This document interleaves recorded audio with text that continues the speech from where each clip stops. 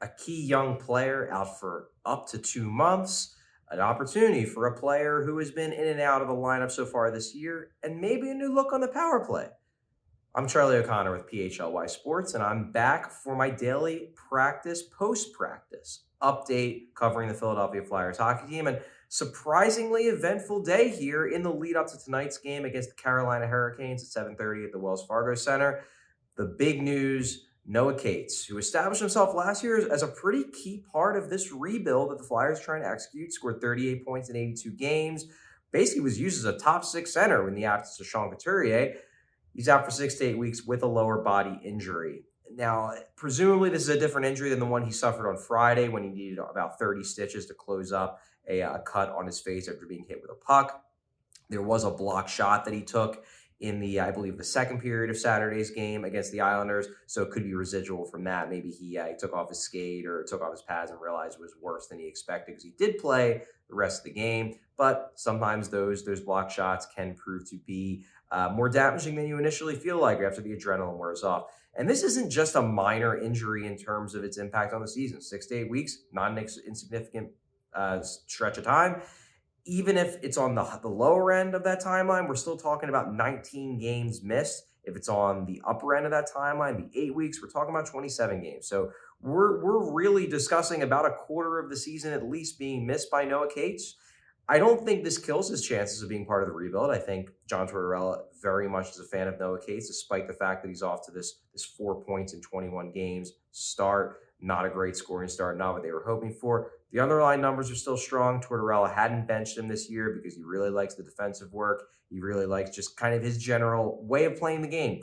So while this is definitely a speed bump for Noah Cates, first injury of his really of his entire NHL career, he didn't miss a game last year.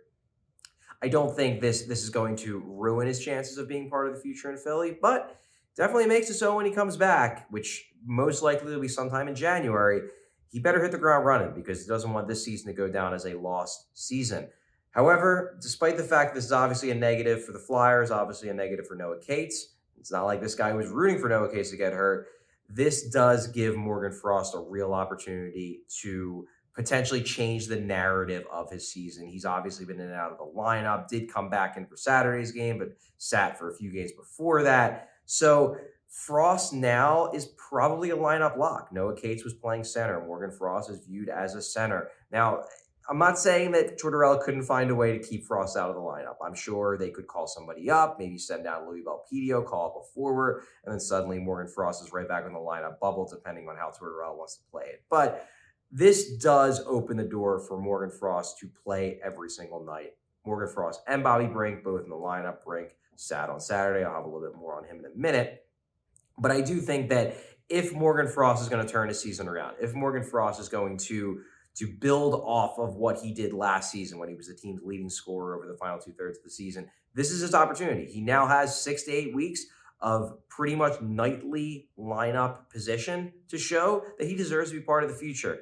And I hope he does it. I really do. I hope he can show what he showed during that final 2/3 of last season. And I hope that John Tortorella doesn't continue to jerk him around, even with Noah Cates out of the lineup. But Frost is in. He obviously played on Saturday, so he stays in. He'll be centering Tippett and Atkinson based on the lines they showed at practice today. Ryan Poehling stays in the top nine. He will be between Bobby Brink and Joel Farabee, so they're keeping that duo together. Poehling will be in the middle. And then the fourth line will have Scott Lawton centering, Nick Delorier, and Garnet Hathaway. So Lawton stays on the fourth line as Poehling remains in the top nine. On that fourth line, we also have Garnet Hathaway, who had a very eventful weekend on Black Friday. He was one of the most active players. On Saturday, I thought he had a strong game as well. Well, he's getting rewarded. They're putting him at net front on the power play. And to be honest, my view of this is pretty simple. Nothing else has worked. Yes, Garnet Hathaway is probably not a scorer. He's never really been a scorer in his career. He probably doesn't have that kind of skill to be a regular top niner. But he's big. He's been one of the few guys who's been regularly getting to the net front. And nothing else in the power play has worked this year anyway. So why not give it a go? We'll see how Garnet Hathaway does on a unit with, he's on basically the Travis Sanheim unit. But at this point, I don't know if you can really call either one of the Flyers units a top unit. They've both been pretty awful. That's pretty much everything for today. Obviously, keep an eye out for our post-game show after tonight's game against the Carolina Hurricanes. Hopefully, we'll be talking about a Flyers win, another big Metropolitan Division victory.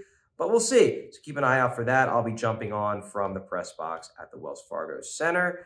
Thanks again, everyone, for watching. Thanks for listening, and tune in to our post-game show after tonight's game.